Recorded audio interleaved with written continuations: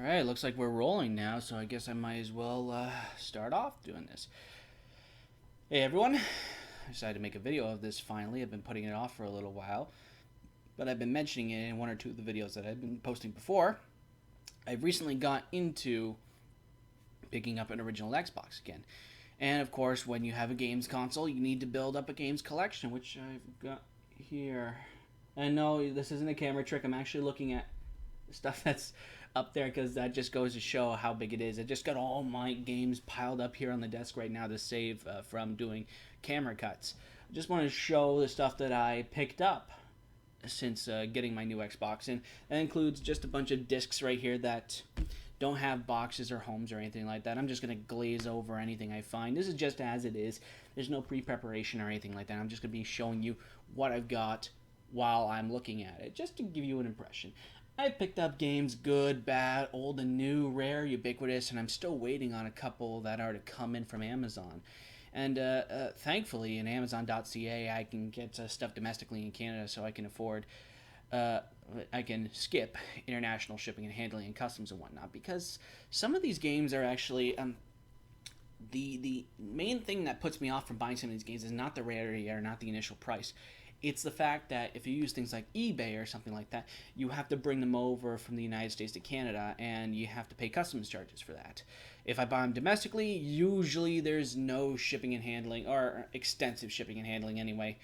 So, and I'm better off just buying local when it comes to that, even though in the US I'm extremely jealous of the fact that you have such a large country, you can avoid international shipping costs. So let's get this show on the road here. Let's start off, and I should go on record by saying that some of these games I already owned before, and I'll be sure to mention it whenever I come up with it. So naturally, appropriately enough, and not out of any particular reason, one of the first is Halo Combat Evolved. I've actually had this game.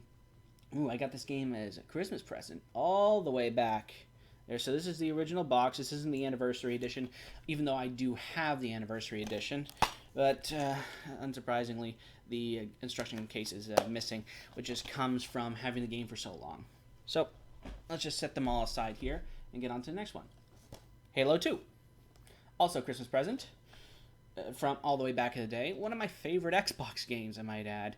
Still very ubiquitous, especially the fact that the Master Chief Collection has come along. And once again, no instruction booklet. Don't need to open it for that. Just the problem with having these games for so long, some things just eventually go missing.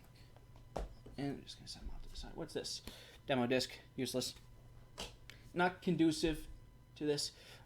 Ty the Tasmanian Tiger. I actually have the box for this somewhere around the house, and I should probably get about to doing it. It's still in good condition. It is backwards compatible with the 360, which I've been playing for. I recall actually putting up a video about it, but I had done any extensive recording.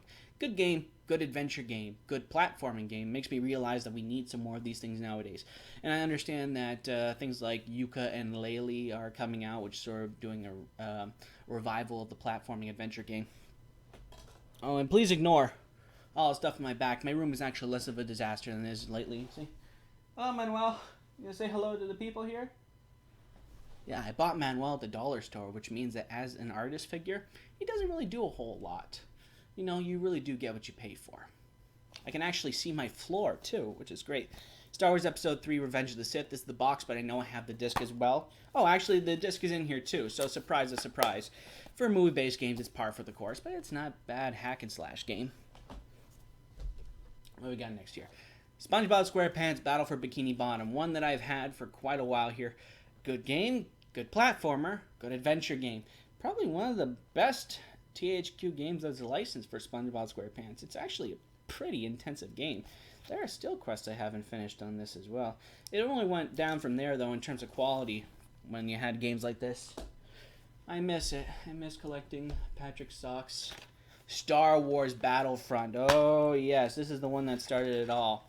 The reskin of Battlefield. And it was done by Pandemic Studios. Pandemic Studios is no longer in existence, but they publish both 1 and 2. And they also publish Mercenaries Playground Destruction. I know it exists because I've seen it in the game store where I picked up some of these things. I should get my hands on it because people tell me that Mercenaries 1 is one of the best in the series. So we'll have to get that out of the way. These are artifacts of a lost age. We can't let them go to waste. And of course, appropriate. Oh no, not appropriately. America's Army: Rise of a Soldier.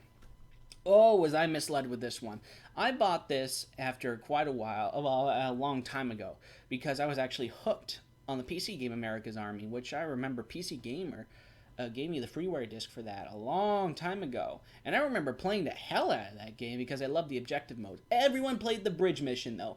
Nobody played anything else except the bridge mission. So when I saw this here, I realized, oh wow, this must be cool because you can see on the back there's stuff here like the bridge mission. And you figure maybe it's just like a straight console port of the game, right? Well, no, because it's campaign focused. And even if you had online stuff, I didn't have online at the time, but it was mostly just playing out objectives there. Just going through a mission, just fighting the AI. I think that's what it was there. So, not good. Not good at all. Kind of solid, but not a good game in my opinion. Pariah. Bought this recently. And I've played through some of this game already, and I have no idea who I really am. I know I'm this guy, Jack Mason, who's like a disgraced medic or something like that, but you just drop straight into gameplay without knowing really what you're doing. I remember like one of the big things about this game was that it had options for a level design thing. I hate doing the camera thing there. Level design. And in my research on it, I figured out that a lot of people really tried to get the multiplayer mode to take off, but it didn't really go anywhere. So unfortunately, as a game, it's okay in terms of mechanics, but a lot of this stuff is really taken from Unreal Tournament, especially some of the sound effects. Like if you get hit, it's the same grunts and screams that you would get from Unreal Tournament 2003 and 2004, which I love, by the way. Gonna have to finish that eventually.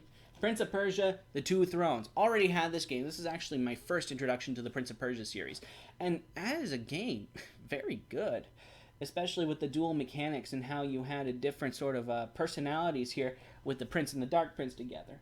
As I said, first introduction to the Prince of Persia series, so it was a pretty good jumping off point, and I told myself I had to get the other games. I heard that Warrior Within is very good, but I picked up The Sands of Time, which is where it really turned off from there. And just looking at it makes me wonder, like, this is the Assassin's Creed before Assassin's Creed. This is where all the parkour mechanics really funneled in. Because I remember, after playing Assassin's Creed for the first time, all I could think of was Prince of Persia. Because of the free running mechanic and all that, and the wall running, and like going straight up and all that. So it was just like a straight port of the mechanics. And as time went on, nobody really remembered Prince of Persia all that much, except for a couple games which were okay.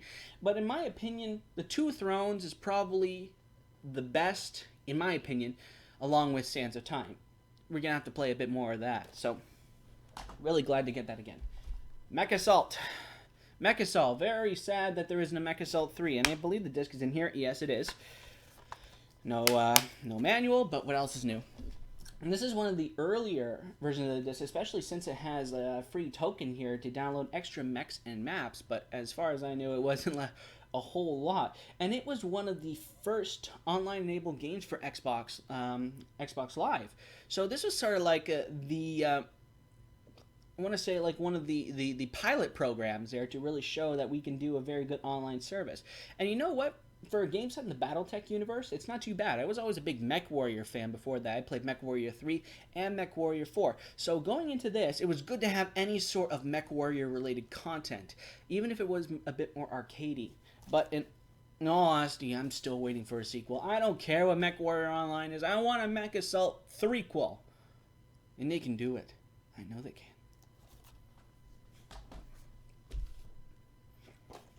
Spy Hunter Nowhere to Run. I played some of this game already, and oh boy, it's average. The fact of the matter is, what sold this game is not the car, but Dwayne Johnson. Having the rock slap straight on your video game is a surefire way for it to go. And one of the things I played and I saw was the frame rate isn't all that great. And I know that's not saying much, saying that it was the original console, but even Spy Hunter 1 and 2 were a little bit better. And even in terms of plot, I don't know what I'm doing. I've been playing through this for a little while, and what I can reason from this is that your car has been stolen, and the evil organization Nostra from the first game and the second game have basically just taken it. So let's see, Corporate plan to steal the latest government technology, including the world's most sophisticated spy vehicle, the Interceptor. It's up to Alex and stop them. This is basically glorified auto theft. I think I did a couple of missions like that on LA Noire. Brute Force. A game that never really took off after this. And it was pretty good as a squad-based shooter. I remember playing this at a friend's house. We went through the entire campaign going over there. And it was really cool in the fact that you had 4 different people, each with different abilities, each with different appearances, I might add, and a plot that sort of spanned a fairly decent science fiction story that incorporated some of the gameplay mechanics, such as the cloning to resurrect your allies. Haven't played it in quite a while. Hey, but I got it for $4, right? It's a steal, right? Spy Hunter 2.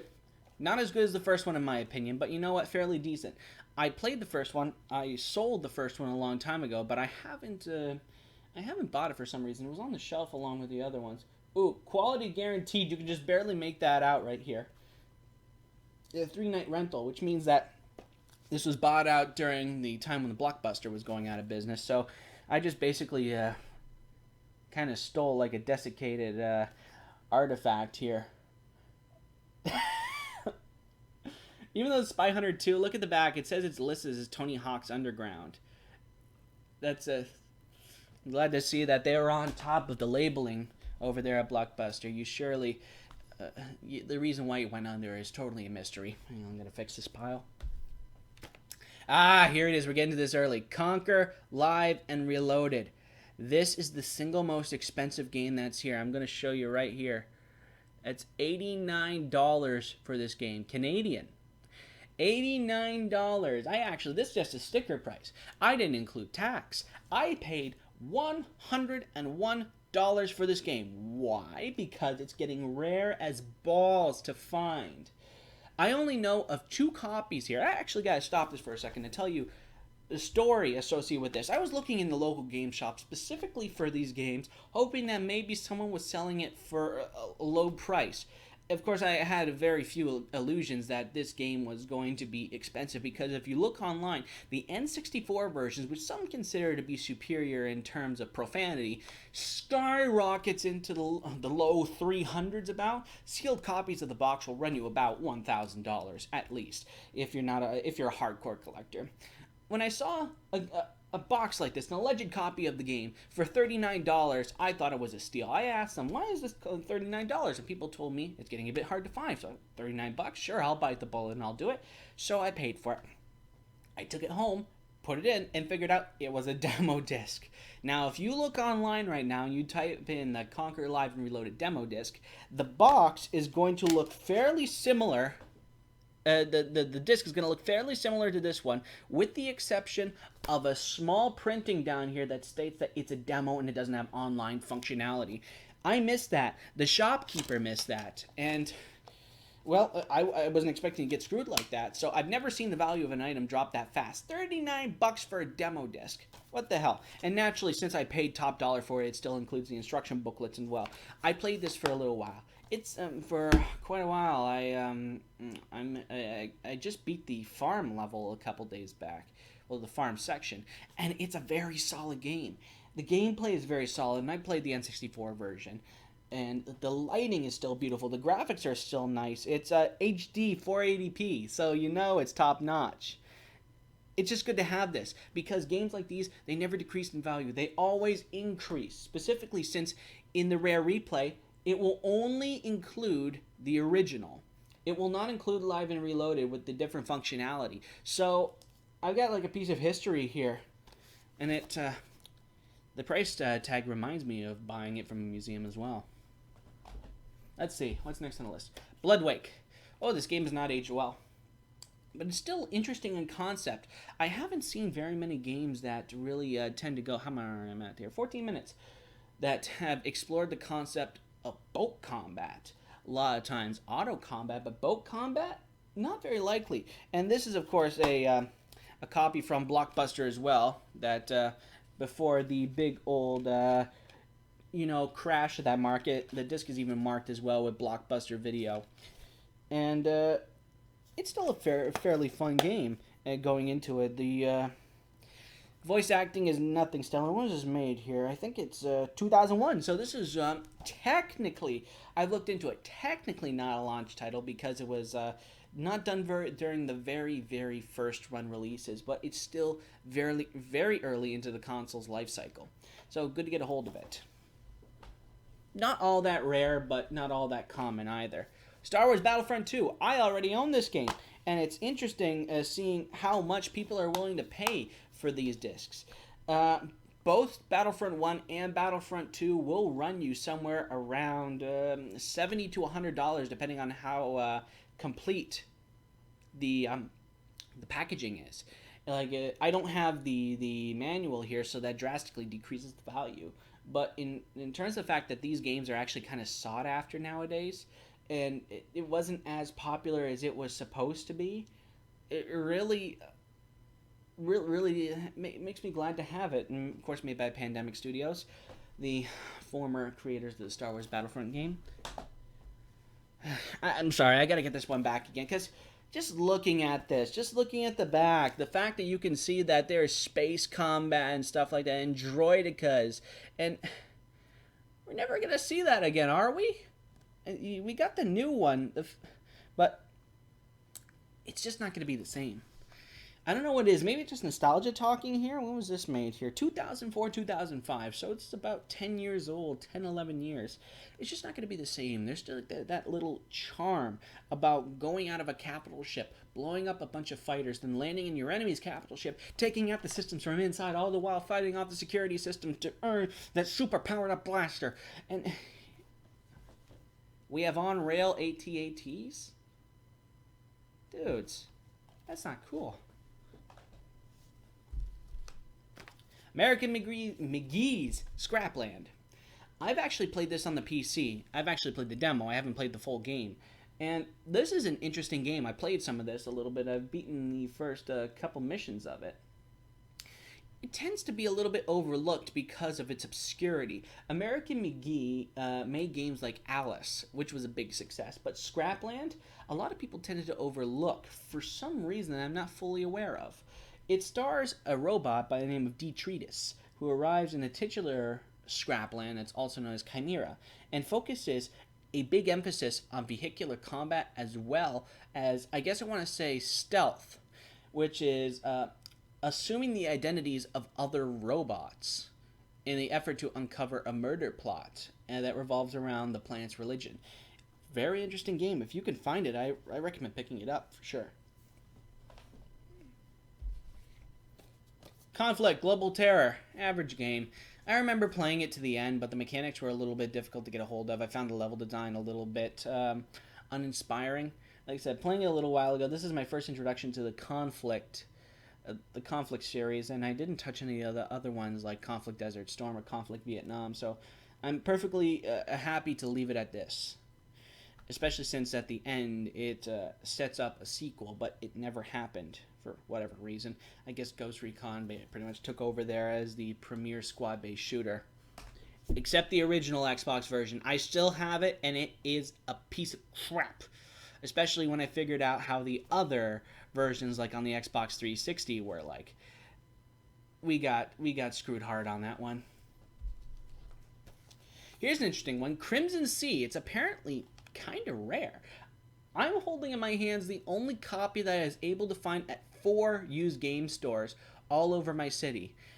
So that says something. And I looked this game up, but there's not a whole lot on it, except for the fact that it scored fairly decently as a JRPG game. I mean, I was never very much a fan of it, but let's take a look at the back of the box art here. It says that fight for your life as you're surrounded by hordes of 1,000 enemies at once.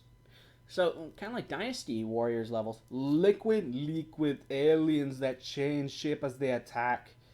And customizable future weapons, which are awesome. Shoot, slash, and call upon the powers of the Neo-Psionic energy blast that capitalizes Neo-Psionic. Explore 6 futuristic worlds and over 20 stages. Floating cities, vast deserts, and underwater metropolises await you.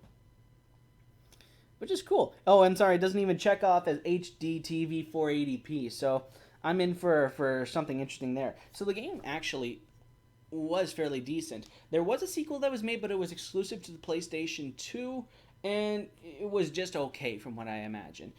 I actually learned about this from demo discs. I popped in a whole bunch of demo discs and I saw Crimson Sea, and I figured, you know what, if I see this game, I'm going to pick it up. And here it is, only copy that I'm aware of in the whole city. GoldenEye, Rogue Agent. I've heard some people say good things about it. It's even got a nice little 007 Presents sticker there, so I imagine this is kind of like a first run copy and all that. Oh, it's from Electronics Boutique, and nowadays in Canada we know them as EB Games, and it looks like, unless I'm wrong, it's sold for either $24.99 or $34.99. So this is a little bit older even back then, but this is kind of cool because it took some of the aspects of GoldenEye, of course, and added a Super Soldier aspect to it. Because then you can dual wield your weapons, which you could do in the original GoldenEye game, but it's just like extremely, I guess I want to say violent, but pleasantly so. I haven't played it yet, but I'm really looking forward to it. EA Games, challenge everything, right? Just got a fair number of EA Games things here. Do I have this? Ah, yes. Star Wars Knights of the Old Republic 2, The Sith Lords. I was already in possession of this game, and I'm glad that I have it. It even has the instruction booklet with it, which I'm surprised I actually have. I actually own The Sith Lords on my Steam account as well, which is very interesting, the fact that I decided to hold on to this. If it weren't for all the cut content, which I'm, by the way, happy that Steam is allowing to be put in through mods, I would say this is probably one of the best Star Wars games I've ever played. Specifically because of the way the narrative sort of frames the Jedi as neither good or evil. I mean, it sort of questions your whether or not you consider the Jedi good or not. And the way that it emphasized maybe the best way to do things is to sort of take the centrist path. And some of the characters, of course, were very, very good, especially HK-47, but he was always great. And some I'm still trying to figure out to this day. And why didn't we get a KOTOR 3? I ask myself. We deserve a KOTOR 3. Gamescom. Couple days from now, do it. Halo 2 multiplayer map pack, not much to say about this one. Ooh, this is a good one. Need for Speed Carbon. Been playing this for a couple days, and as you can see, it's Dan approved, or Roy approved. That's what it says. I got it from a bigger local game shop that sort of took these things a little bit more seriously. I bought it for $14.99, which is a fair price for a good game. I was a big fan of Most Wanted, and I think I actually still own my copy of Need for Speed Most Wanted on the original Xbox. I know I've got a copy of Most Wanted, the original Most Wanted, on my Xbox 360 before they rebooted the whole thing, and it is one of the best Need for Speed games. I've always loved the cop chase mechanics, the big open world, that over the topness that actually had a little bit of a narrative. You know what Need for Speed The Run shouldn't have done. This game gave you a bit of a narrative, but it was enough to keep you going, and you were hooked by the whole gameplay mechanics. And some of the canyon races, I think it was. Played a little bit of it, looking forward to doing some more. Grand Theft Auto Vice City. I actually owned this game for a little while. This was a gift to me by my uncle. He gave it to me years ago, and needless to say, back before I turned 17. And I beat this game. It was a little bit difficult at the very end, but Vice City, it's a look into the past of what Grand Theft Auto was before it made the big switch to high definition in Grand Theft Auto 4. I don't remember if I sold Grand Theft Auto 4 or not a long time ago, but in any case, Vice City's okay for what it is, which is a wonderful play on Scarface, which is pretty neat. Still love that soundtrack. Tony Hawk's Pro Skater 4. When Activision. Oh, you look at that logo a little bit differently. Oh, say hi to Neversoft. It's never coming back. And I was a big fan of Tony Hawk's Pro Skater 2X, which I also have to pick up as well. We're about halfway through. We're 24 minutes. It's going to be a long one. Buckle up. Armed and Dangerous.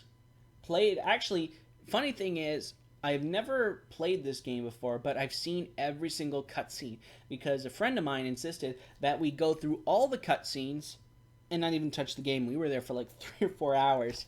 So the over-the-top gameplay I'm going to love to play. Actually, I lied, kind of. I played the demo, which gave me a pretty good impression for what I'm about to go through again. LucasArts, another former company. 9 out of 10 Editor's Choice Awards from the official Xbox magazine. We're going to have some fun with that. 13.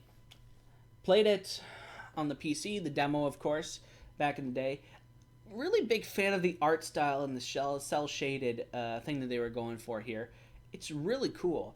The gameplay is not too bad, but nothing all that memorable in terms of smoothness, I guess I want to say. You're always going to want to pick the 44 Magnum every time because it's a guaranteed headshot, and there's a little bit of auto-aim involved there. But 13, good story, good adaptation of a French comic. Also, watch some of the TV series. It's not bad. It's okay. Crazy Taxi 3, High Roller.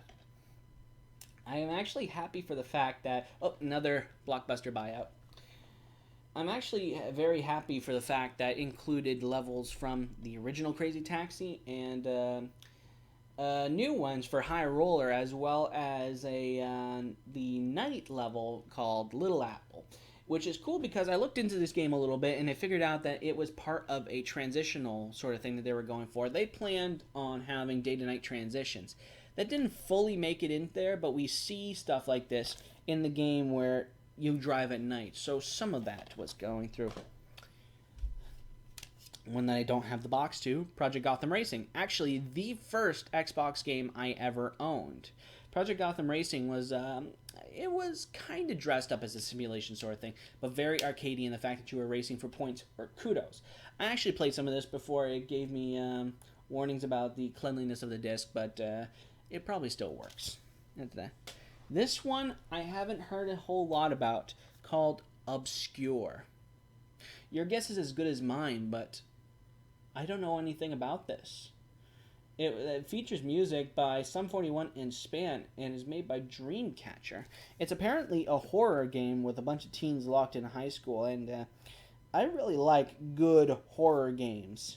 So it's going to be interesting seeing whether or not this is going to be a fun ride or not, or a scary ride.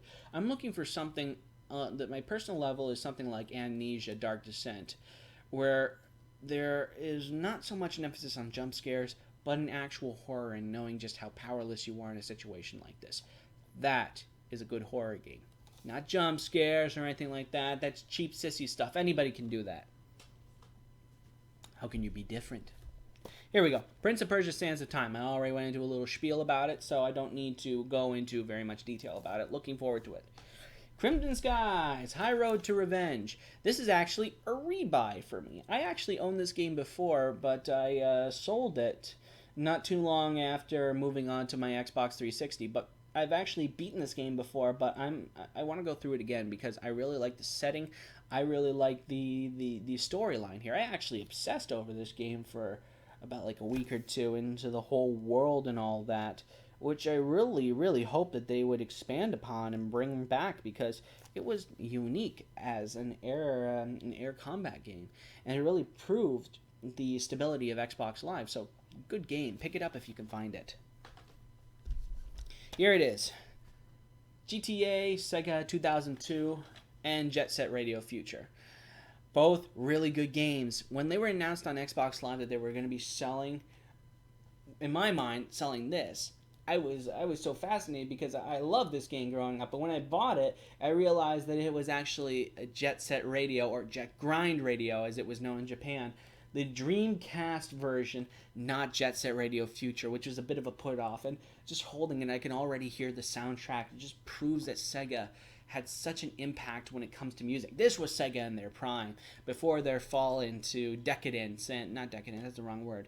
The fall into disgrace. That's better. I like that one that we know today. I haven't even gone past the title screen because I want to record some of this fresh. Not playing it after maybe 10, 12, when was this made here? 2002. Not playing it after 13 years. I can go back. God, I'm old.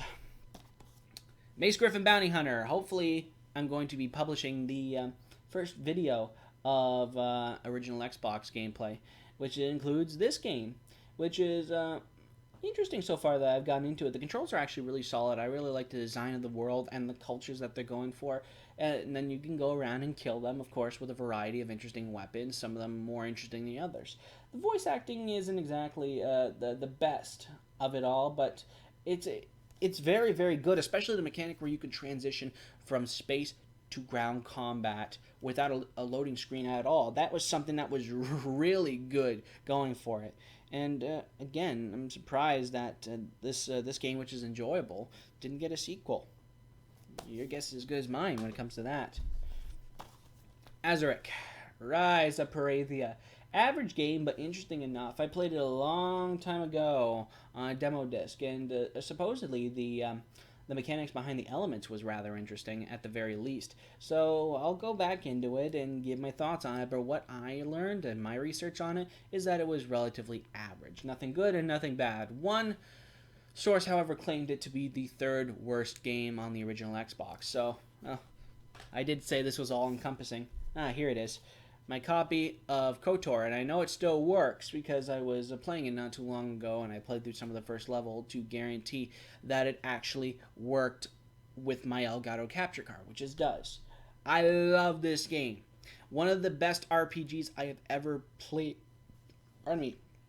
One of the best RPGs I have ever played. By far the best Star Wars game, in my opinion, which really gave us a view of something different than we were really used to.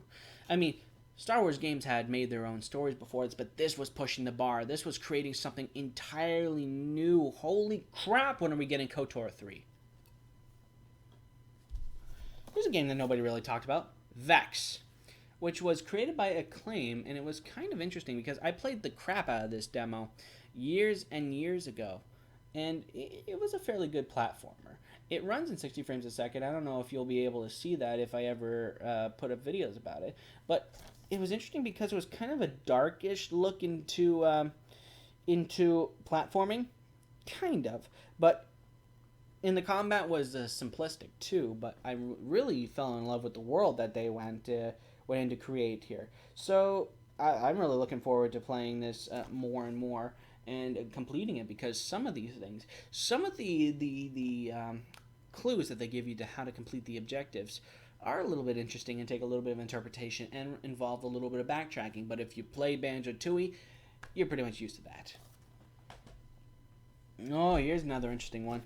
Oddworld, Stranger's Wrath. People really like this game, specifically because of the unorthodox way of using ammunition and using the Oddworld setting to make something completely new.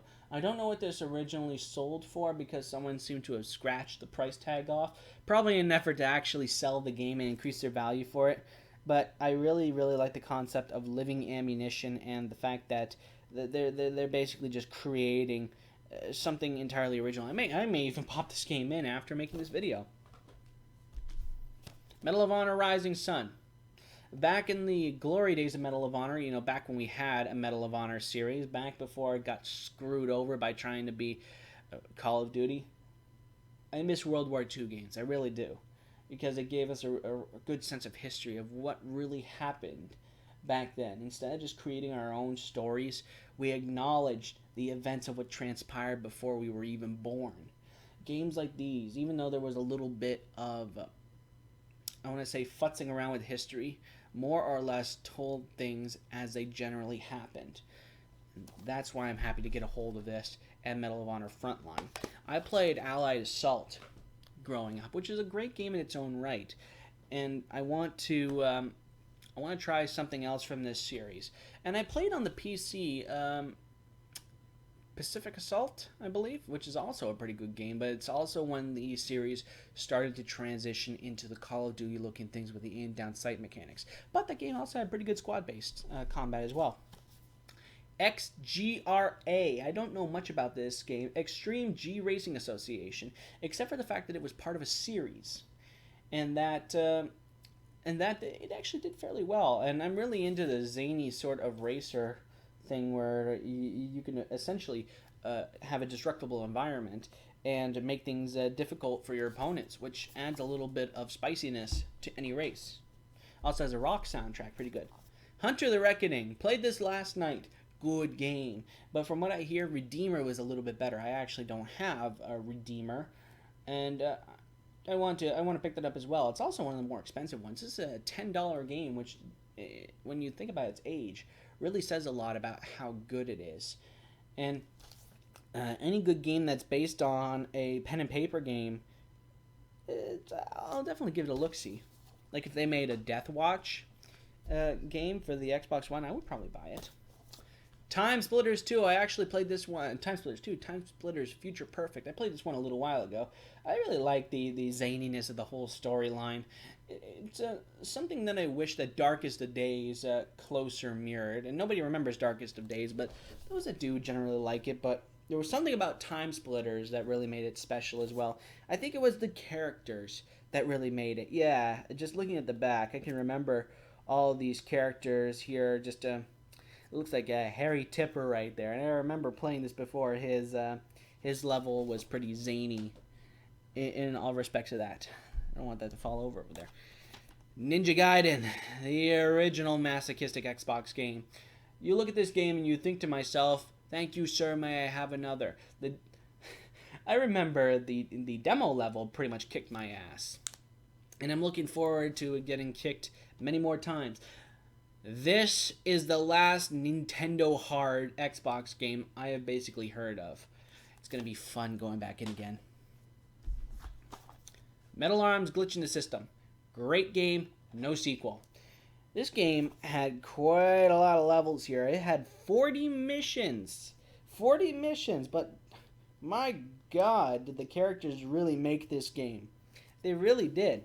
I love the fact that that they all have personality to it. Even the main character, Glitch. But my God, why didn't they make a sequel to this game? It was gold, man. I'm just going to straighten this out. It's going to be like a Jenga tower. It's going to fall over at any second. Blinx the Time Sweeper. Interesting game. Not quite as interesting as I probably thought, though. I'll still play it. I still like it. But I think that they originally wanted Blinx to be the mascot for Xbox. It's at the time, and it was a Microsoft Game Studios game, so it was first party, which further reinforces that assumption. And it was just generally okay. It had interesting mechanics, especially with the time manipulation. So I'll still have to play it. Interesting experimental game. 007 Agent Under Fire. Interesting first-person shooter that really reminded me of GoldenEye. Not too bad. Not too much to say about it, except for the fact that a little cheesy at times, but as a James Bond game, what can you say? Pile's getting a little short now. Tasmanian Tiger 3. It looks like the Night of the Quicken. I actually haven't been able to find the second one in the series, but they didn't make any after this. When was this released here? They have a year labeled around here. I need a 2000 something. 2005. So it was one of the last, last games released before the Xbox 360 came out. I think it was in 2006 the Xbox 360 came out, if memory serves me correctly. I haven't played it yet, but I enjoyed the first one. We'll see if sequelitis kicks in here.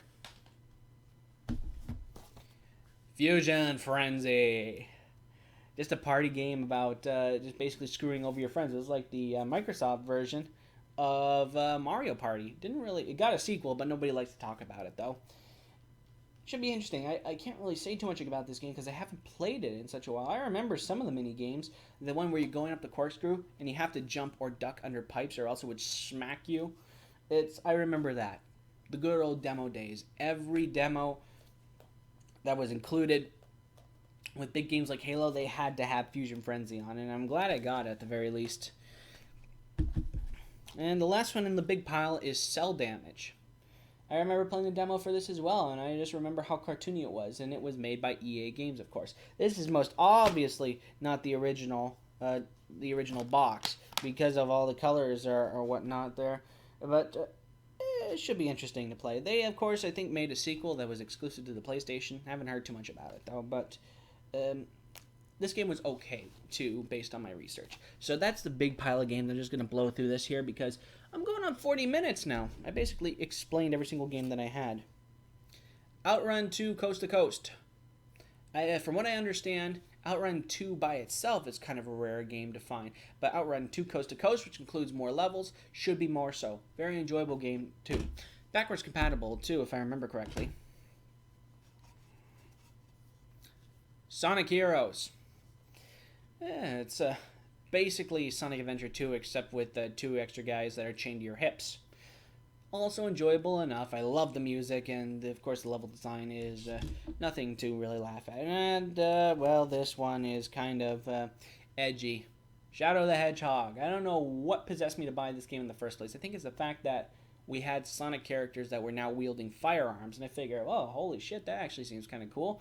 I'll pick it up and check it out, because I figure, well, Shadow out of all of them would be like the one to carry a gun. Stuff like that. I had to admit, when I saw this on like the cover of a magazine with Shadow with the 1911 in his hands, I thought it was a fake. I thought it was. I thought this is just some sort of Photoshop or something like this. But no, this was the real game. And an actual complaint is not with the fact that we have a Sonic character using a firearm. I think in an alien invasion, anyone would pick up a rifle or something like that. It's the fact that the shooting mechanics were actually subpar. And I think if they improved them, it can probably do a little bit better. I actually had that game for a little while, but if they had free aim or something like that, it would probably make the game a bit more enjoyable. And Sonic characters with guns, I could live with that. Poor shooting mechanics, that's unforgivable. So the rest were just demo discs. I know I've got a few more games around the house, but I can't. I don't want to look for them. I know I've got Pandora Tomorrow somewhere in like a disc case here. I know I've got a copy of Operation Genesis for the PC for Jurassic Park, and I know people are looking for that. But specifically, they're looking for the Xbox version, which is commanding fairly big prices. And there's probably more somewhere. I can't be bothered to look for them right now this late at night. But that's basically my collection right now. I didn't count them, don't care to count them, but I've got couple more games that are on the way. I've got Voodoo Vince, which I bought off Amazon for fairly cheap, but it's kind of hard to find. I haven't found a single copy, and I asked all the other places whether or not do you have a copy of this game or not, and they said no, so I looked online and I found one. Second game's Indigo Prophecy, and from what I understand, it kind of has direct inspiration on games like Beyond Two Souls or Heavy Rain, which I think that's what it was, Heavy Rain, where you have multiple storylines or where you have kind of tense situations. Basically, from what I understand, you start the game, you stab someone in a bathroom. What do? That's the opening scene. You shank a guy, then you take control of the guy who does the shanking, and the cops are coming. I figure that's a good way to really get some stress going there, and I'm looking forward to it. And naturally, I may pick up more games from time to time. Another one on my wish list, 2 more on my wish list actually, is Psychonauts, which I really want to get a hold of because it's a great, screwy game.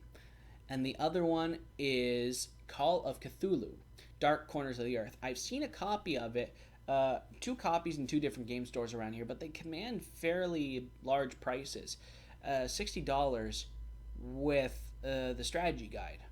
And maybe I want to do that. Maybe I want to get it because it'll increase the value. Like if I want to hold on to, I'm definitely going to play it for sure, but we'll see what happens afterwards. So that's my short-term plan. Maybe I might get into buying and selling games. I know I've seen a copy of Shenmue as well, and people praise that game. Find Jade Empire, I might want to do it as well. So I'll have to keep my eyes open. I am now a vintage video game collector. This should be fun, and I'm looking forward to playing with it. What time are we at right now? 43 minutes. I'm going to have to get this one to upload all night. Well, and I'll get to work going through all of these. And I'll enjoy them. If you ever, for whatever reason, want to see some original Xbox footage, let me know. Or if I feel like it, I'm going to put some up anyway. So choice doesn't matter anyway. You're going to enjoy it all the same. Thanks for sticking through this, and I'll see you next time. Take it easy.